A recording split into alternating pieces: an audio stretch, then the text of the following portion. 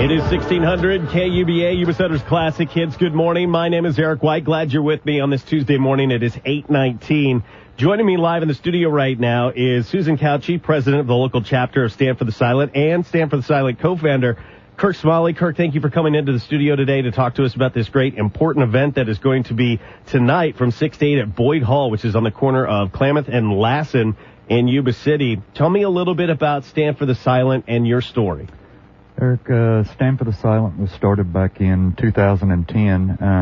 My wife, Laura, and I, we lost our 11-year-old son, Ty, to suicide after he was being bullied in school for over 2 years.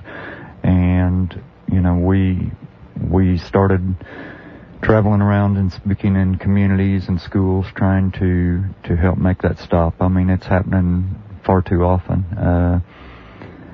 And you know, we're losing kids on a daily basis to suicide because of disrespect and just flat-out bullying. Yeah, and we were talking a little bit before we went on air about how bullying has changed maybe since we were kids. We grew up in this age without social media, and you could go home and kind of put school behind you when you were at home, but now kids can't get away from bullying. And that's true. You know, like we had spoken earlier, you know, I've been to schools where first graders have smartphones and they're good on them. Right. And, you know, it doesn't have to be that way. Yeah.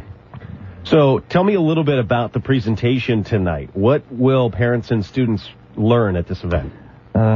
You know, we talk about bullying and youth suicide and try to get the community involved in standing up against it, letting the kids that are feeling so hopeless know that they're not alone, that they're not the only ones that have ever been through this. We try to offer resources and things that parents can watch for, try to get the kids to stand up for each other. Yeah, I think parents definitely, they're going to want to know, geez, what can I watch for? What are some of the warning signs? Because it would seem, you know, at times you might not even be able to tell, or there's got to be some other tactics maybe parents can utilize to bring some of that out of their child if they're going through that, and they normally wouldn't know. And I think you mentioned something good as well as we were talking, that something the students can kind of take up is just simply action, saying something. Don't let it happen in front of you without saying something.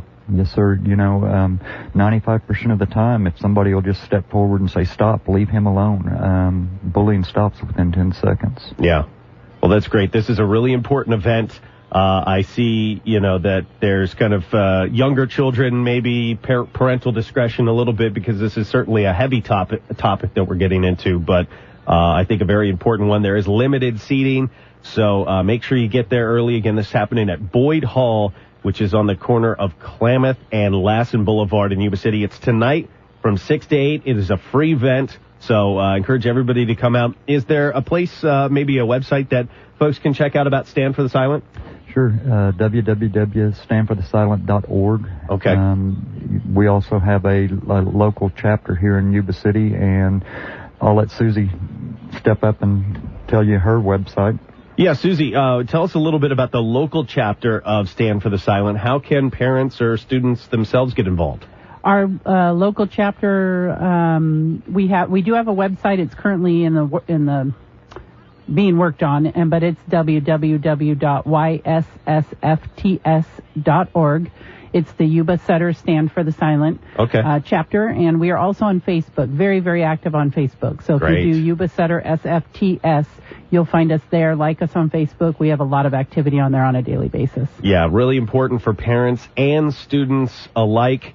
Come check out this free event. It is this evening, 6 to 8 at Boyd Hall, corner of Klamath and Lassen Boulevard in Yuba City.